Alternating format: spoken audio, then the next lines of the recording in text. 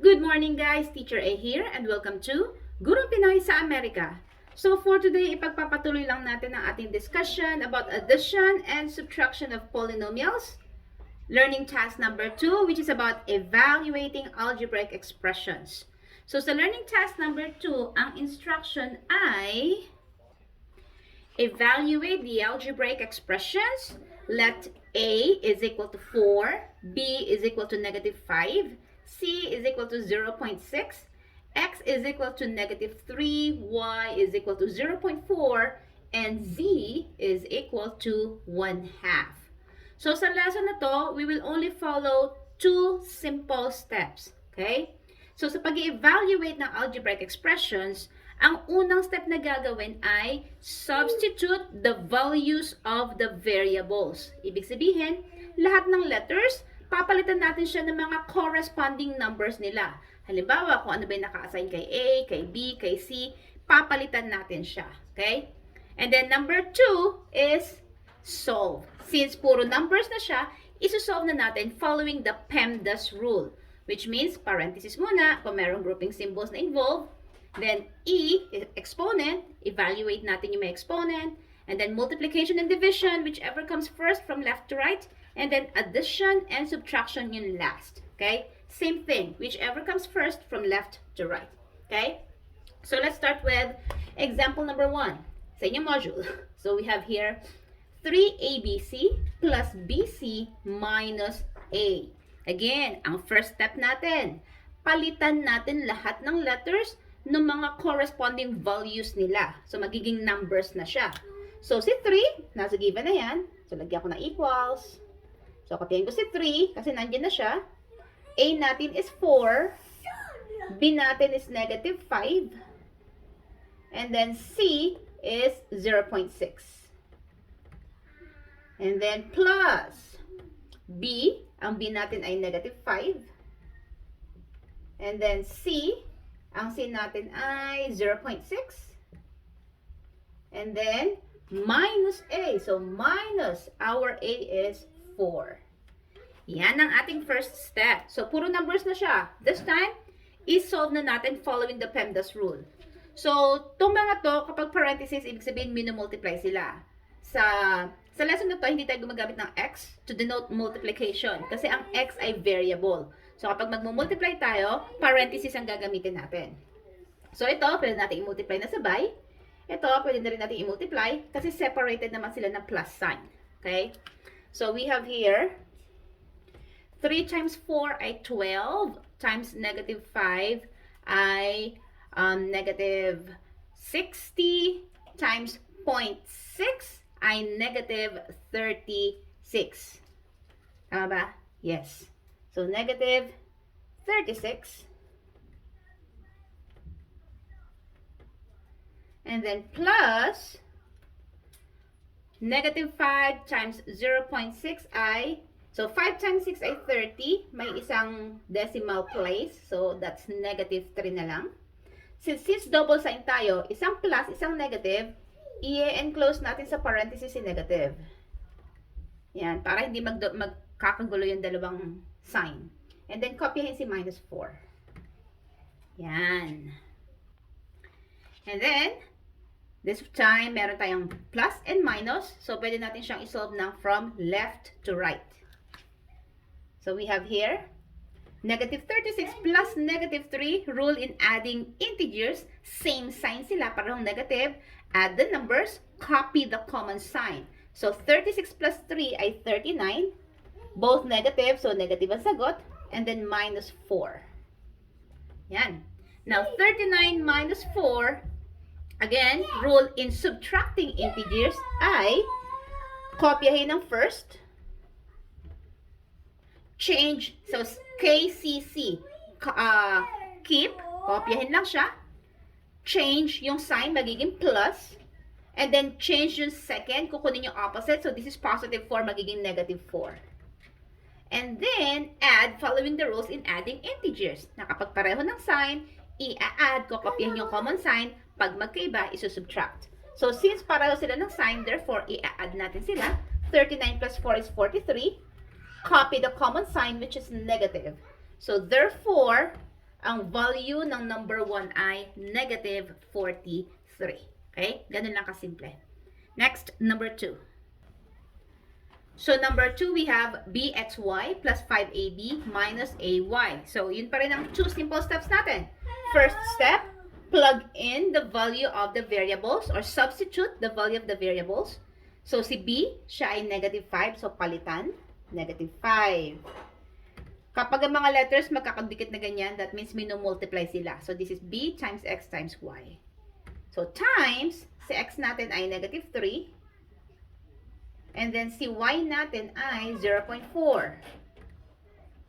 And then, plus, we have 5, kopyahin si 5. Times a, si a natin ay 4. And then, b is negative 5. And then, minus a, si a natin ay 4. And then, si y natin ay 0.4. So, katulad kanina, yung mga numbers na naka-parentheses, pwede na natin silang i-multiply as long as separated sila ng plus and minus sign. So, ito, pwede na natin i-solve. Tsaka ito, at tsaka ito, synchronously. So, sabay-sabay. Okay? So, we have negative 5 times negative 3 is positive 15 times 0.4 ay 6. So, we have 6. And then plus 5 times 4 ay 20 times negative 5 is negative 100. And then minus, ayan pangit, there, 4 times 0.4. So, 4 times 4 is 16. May decimal point tayo, 1 decimal place. So, 16, that will become 1.6. 1.6. Yan. Medyo maingay ang kids sa background. So, please bear with me. Equals. Again, we have plus and minus here. So, that means, susolve natin sila from left to right. So, 6 plus negative 100, magkaiba ng sign. So, rules in adding integers na magkaiba ng sign, isusubtract sila, and then kokopyahin yung sign ng mas malaking number. So, 100 minus 6 ay 94. And then, mas malaki si 100, negative siya, so negative 94 ito. And then, minus 1.6. Again, maiingay ang kids sa background. Please bear with me. Sana naiintindihan niyo pa rin yung discussion ng lesson natin. Okay? So, we have here subtraction. In subtracting integers, KCC, which means keep, change, change. I-keep to, which means kopyahin na lang natin. Hindi na siya ibahin. Minus, you will change it to plus.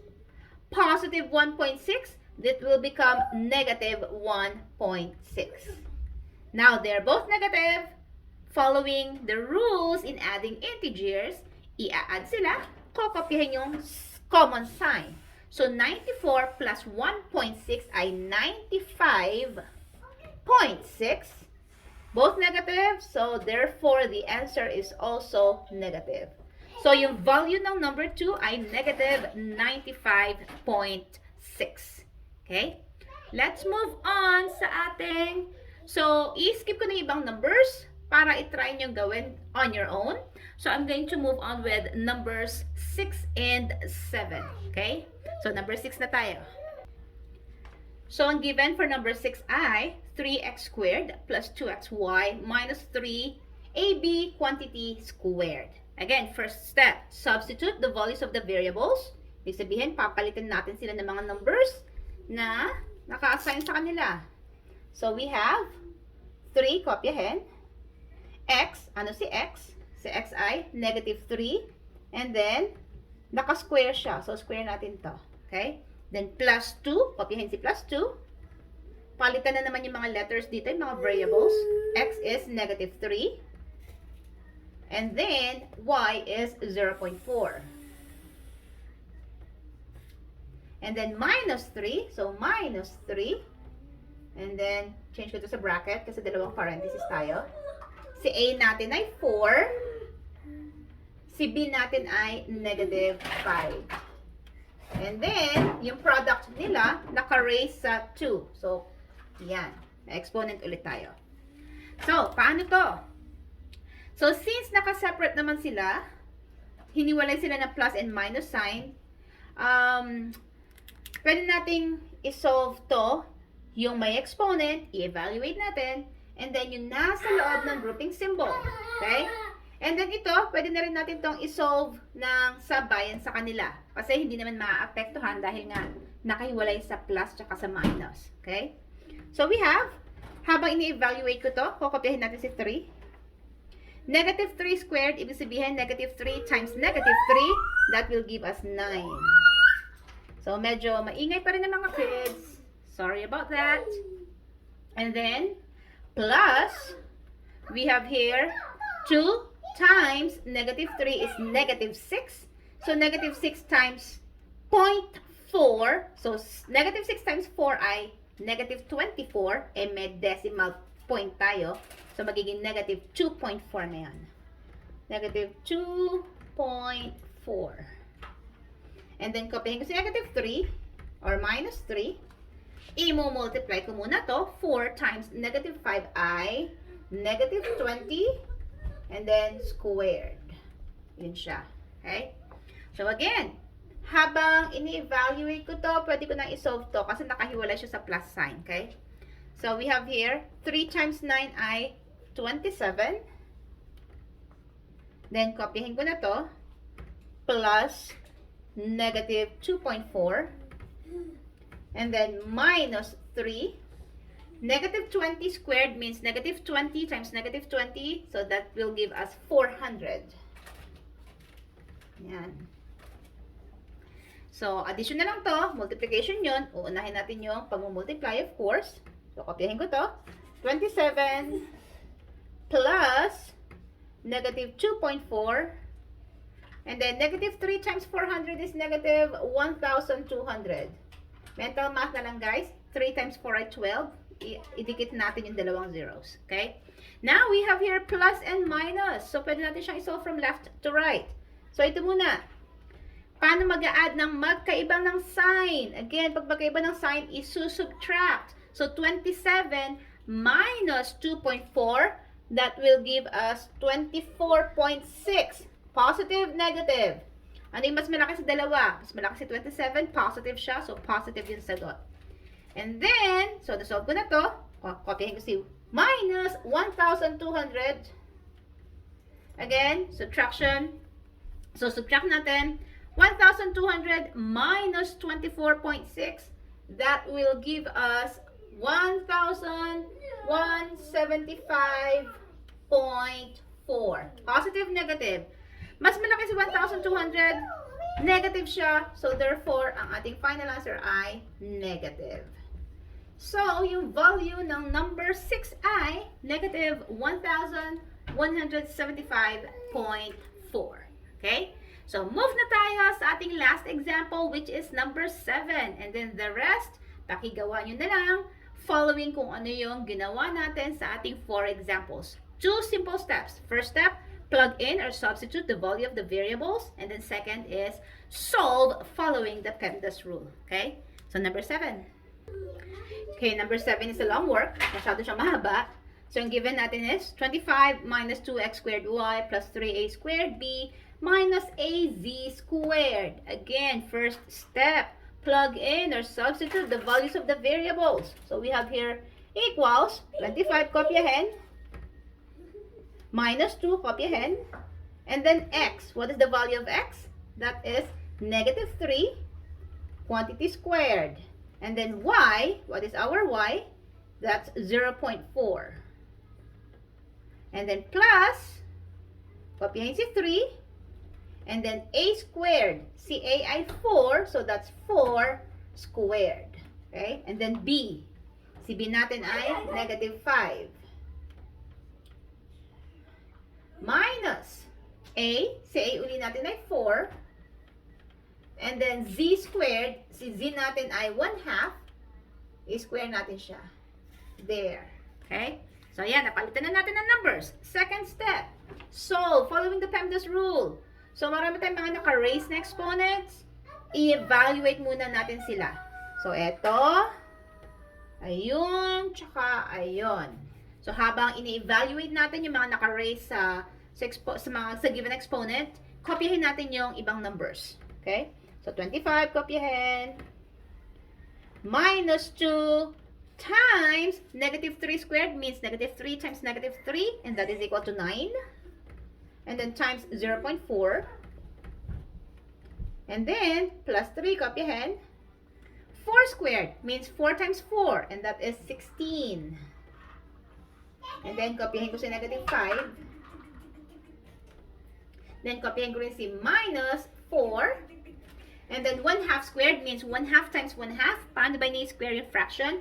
Taas sa taas, baba sa baba. So, 1 times 1 ay 1 over 2 times 2 ay 4. Ayan. So, wala na tayong exponents. This time, pwede nating i-multiply sila synchronously, yung sabay-sabay, kasi separated by plus and minus naman. So, ito, pwede ko na siya i-multiply habang minumultiply ko to at saka ito. Okay? So, si 25, alone siya. So, kopyahin lang natin. Then, multiply natin to. So, negative 2 times 9 ay negative 18. So, negative 18 times 0.4 ay negative 7.2. Negative 7.2. Okay? Plus, eto naman, 3 times 16 ay 48 times negative 5 ay negative 240. Yan. Minus 4 times 1/4. May denominator na 1 to, makakancel out. So, that's 1 over 1, which is equal to 1. Ayan. So, here, from left to right na yung pag-solve natin, kasi puro subtraction and addition na lang siya. Okay? So, kaya natin siyang pagsabay-sabayan actually. 25 minus 7.2 ay, so subtract lang yon 17.8. 17.8 plus negative 240. Okay ba? So, subtract nyo. That's 222.2. Mas malaki si negative 240. So, negative ang sign. Then, minus 1 is negative 223.2. Again, kung nalito kayo sa ginawa ko, sinolve ko lang siya from left to right. Okay? So, therefore, ang value ng number 7 ay negative 223.2. So, that's it. Kung sa tingin nyo ay makakatulong or nakatulong ang aking video sa inyong lesson, kindly give me a like para share to ni YouTube sa iba. And makita ito ng ibang 7th graders at matuto rin sila katulad ninyo. Okay?